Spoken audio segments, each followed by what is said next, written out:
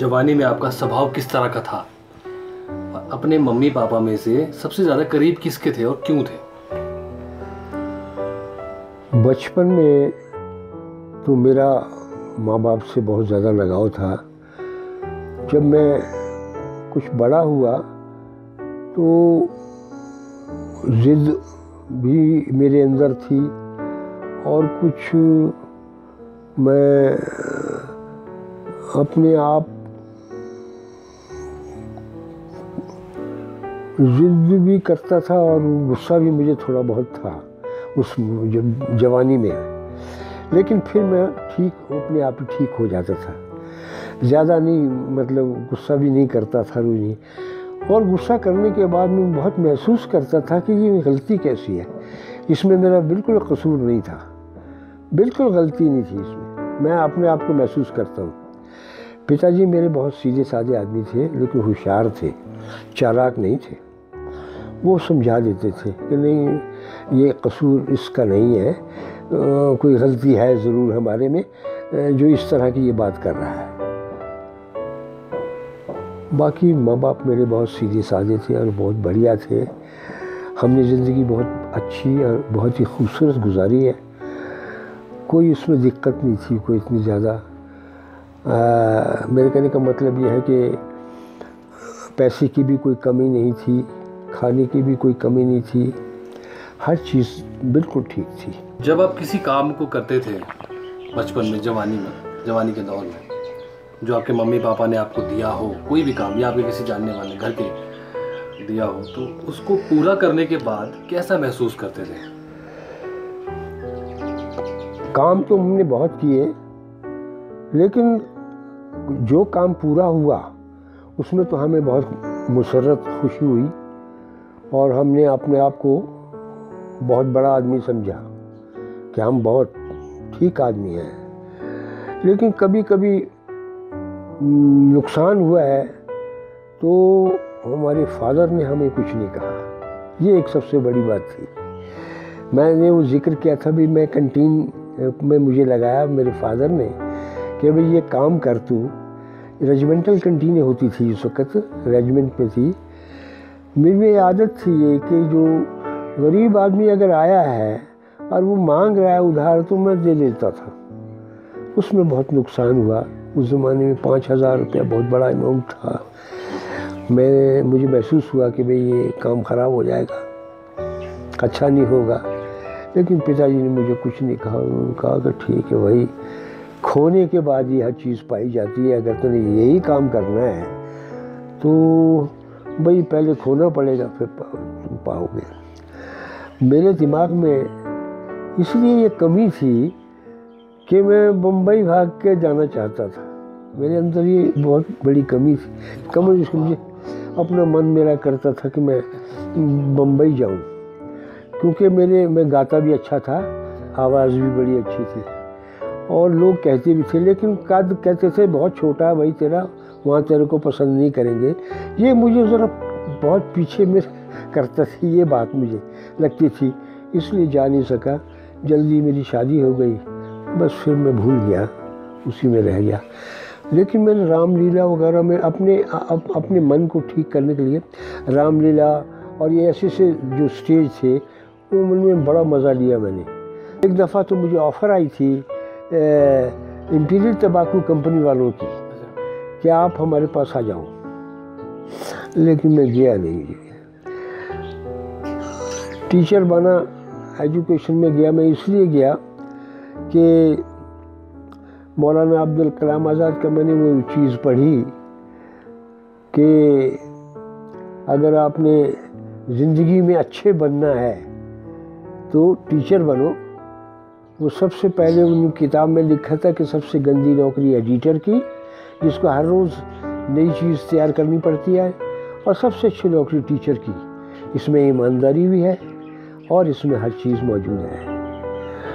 वो अक्सर मुझे ये बात भी कहते थे कभी कभी, मेरे टीचर बहुत अच्छे थे, कि देखिए मौके, भगवान मौका सबको देता है और अगर उसका वो मौके का फ़ायदा उठा ले तो बहुत बड़ा आदमी बन जाता है, ऐसी बात नहीं है।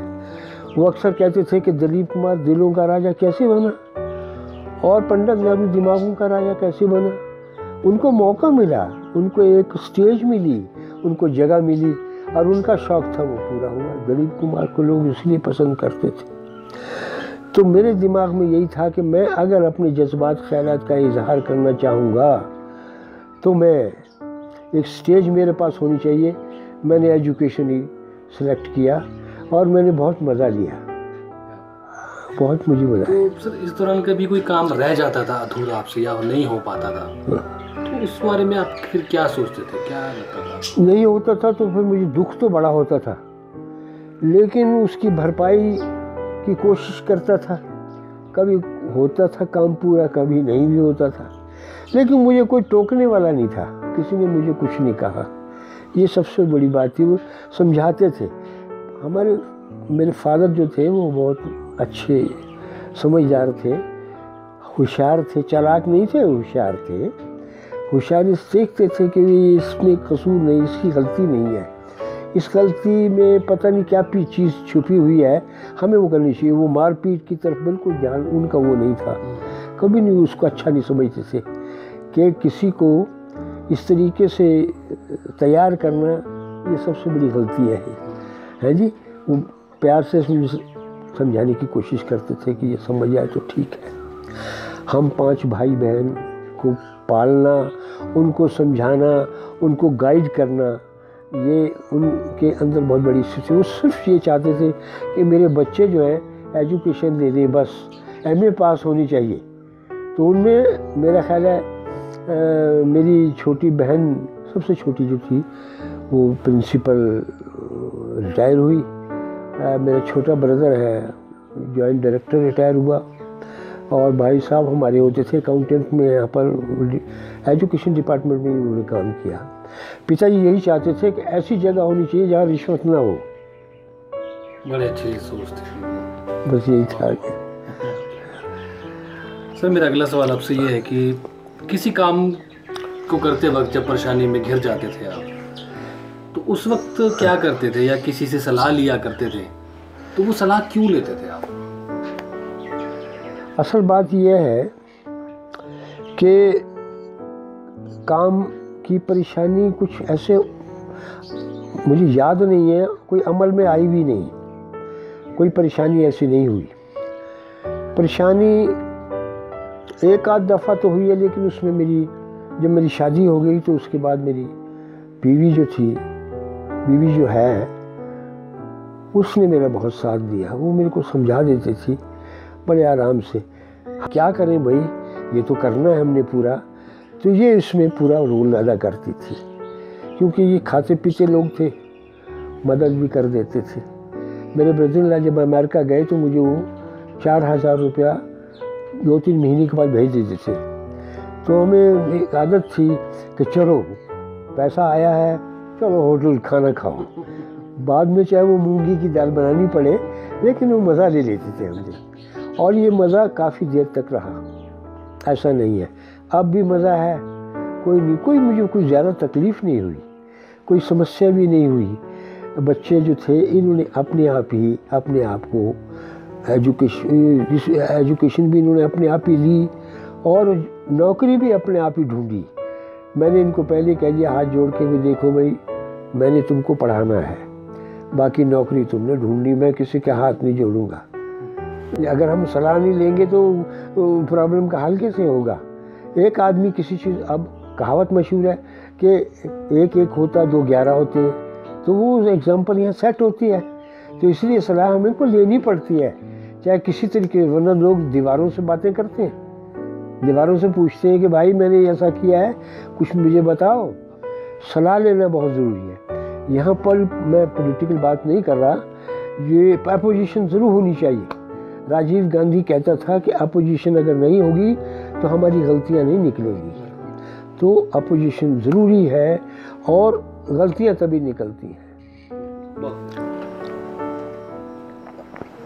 सर मेरा अगला सवाल आपसे ये है कि आपकी ताकत और कमज़ोरी क्या है और क्यों है? ताकत तो मेरी बीवी है जी, सीधी सुबार और विल पावर, सीधी बात है, यही ताकत है। कमज़ोरी ये थी मैं इमोशनल बहुत ज़्यादा हूँ, किसी को मैं देख नहीं सकता कि अगर कोई तकलीफ़ में है। तो ये मैं इमोशनल बहुत हूँ इस मामले में। मुझे मेरा दिल बड़ा नर्म है। सबसे ज़्यादा प्यार मैं अपनी लड़की से करता हूँ। वो मेरी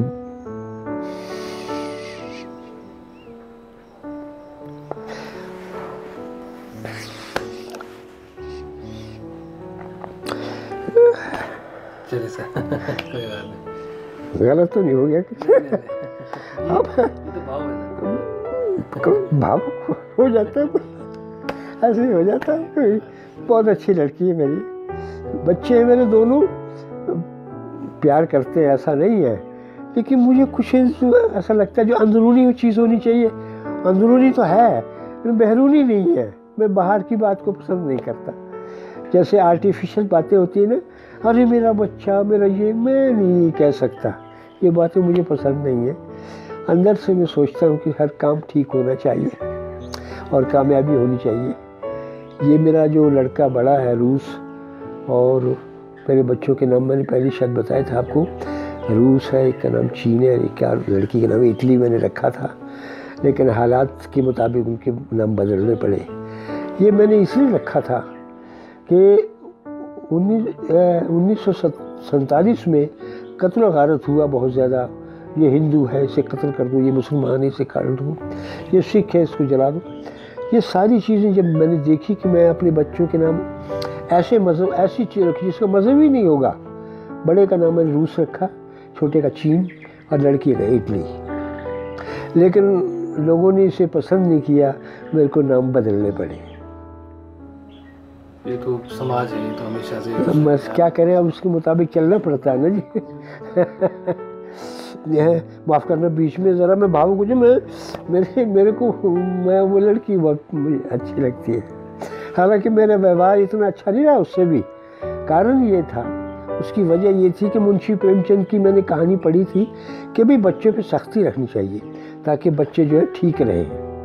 तो थोड़ा मैं ज़्यादा तो नहीं था, लेकिन कभी कभी ज़रा मैं कर नहीं, भाई ये नहीं करना ना, मैं नहीं मानता बिल्कुल भी। हालांकि वो बेचारे ठीक होते, लेकिन फिर भी मैं उसमें वो पिछले वाली बात मुझे याद है, जिद हो जाती थी ना, वो जिद्दी टाइप था ना, मैं इस वजह से उस इनकार कर देता था, मैं नहीं बिल्कुल नहीं होगा ये। तो लेकिन ये बच्ची मेरी बहुत प्यार करती है मुझसे। ये भी मेरा लड़का बड़ा भी ठीक है, ये ज़्यादा बोलता नहीं है, अपने आराम से, और बोलना भी नहीं चाहिए। जब बच्चा बराबर का हो जाए तो उसे दोस्त मान लेना चाहिए, अपना साथी मान लेना चाहिए। पुराना ज़माना ये था कि भी सख्ती थी। हमारे फादर जो थे वो थोड़े से तबीयत के सख्त भी थे पढ़ने के मामले में। बच्चों बैठो पढ़ो, नहीं नहीं, नहीं बिल्कुल नहीं मानता मैं। तो अच्छा नहीं लगता था। कभी कभी तो मुझे बहुत गुस्सा आता था कि पिताजी क्या बात कर रहे हैं। खैर बस अपने चुप हो जाता था, ज़्यादा बोल नहीं सकता था मैं। समाज और समाज में रह रहे लोगों में काफ़ी बदलाव भी आ गया है। कपड़े पहनने से लेके खाना खाना और दूसरों को देखने के नज़रिए में भी परिवर्तन हो गया। तो इस बारे में आप क्या कहें? ये बात बिल्कुल ठीक है, ज़िंदगी में तब्दीली आनी चाहिए। अगर तब्दीली नहीं आएगी तो वो तरक्की नहीं कर सकता। इम्प्रूवमेंट तभी होती है जब है।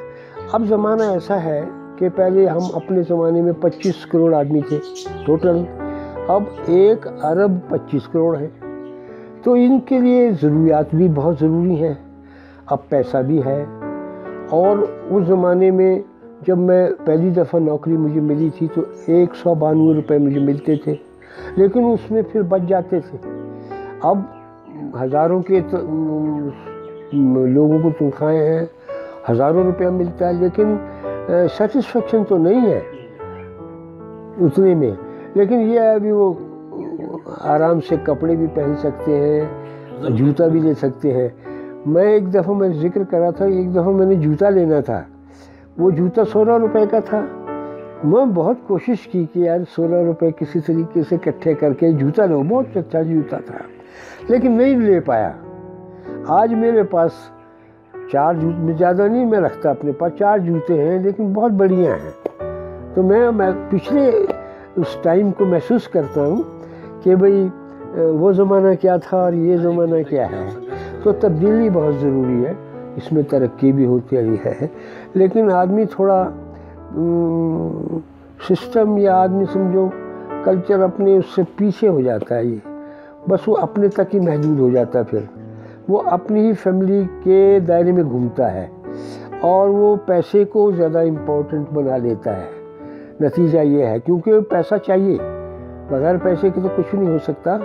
तो इसलिए वो अपने आप और अपने बच्चों तक ही महदूद है, वो ज़्यादा आगे नहीं। वो कहता ये अपने आप करेंगे, मैं अपने आप करूँगा। तो इस तरह का ये प्रोग्राम है और ये तब्दीली बहुत ज़रूरी है। सर मेरा आखिरी सवाल आपसे यही है कि आप अपनी धर्मपत्नी के लिए क्या कहना चाहेंगे? हाँ, ये तो बहुत अच्छी बीवी है मेरी, ऐसी बीवी सबको मिले। इसने मेरी ज़िंदगी में जितना काम किया है किसी दूसरे ने नहीं किया। ये जब मैं रात को बैठता था और 4 घंटे लिखता था, यही एक मैडम थी जो बैठी रहती थी और यही कहती थी कि कहीं ये सो ना जाए, वो जगा देती थी। हाँ ठीक लिख रहे हैं, बहुत बढ़िया, बहुत काम चल रहा है, ठीक है। तो ये मेरे लिए तो एक मॉडल है, मेरे लिए तो मेरी तो ज़िंदगी है ये। तो ये है, लेकिन ये ज़रा गुस्सैली है, थोड़ा सा अगर गलती में कर देता हूँ तो गुस्सा भी हो जाती है। नाराज़गी वो जायज़ होती है। मैं अपने आप को टालने की बड़ी कोशिश करता हूँ यार, किसी तरीके से। जब हमारी शादी हुई तो हमने फैसला कर लिया कि देखो भाई, बात यह है, जब कभी हम लड़े तो सबसे पहले मैं बोलूँगा, तुमने नहीं बोलना है, क्योंकि औरत इस मामले में ज़िद्दी होती है।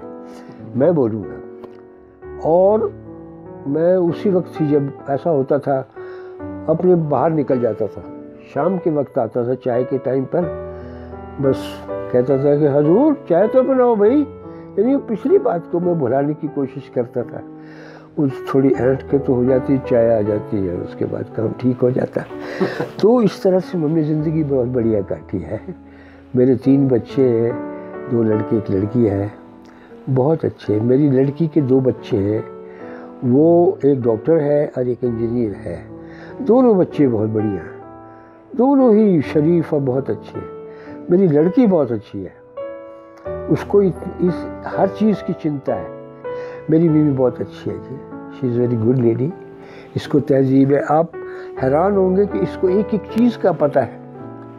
आप ये सारी चीज़ों को लीजिए, मैं नहीं जानता, मुझे बिल्कुल पता नहीं है, लेकिन इसे सब पता है।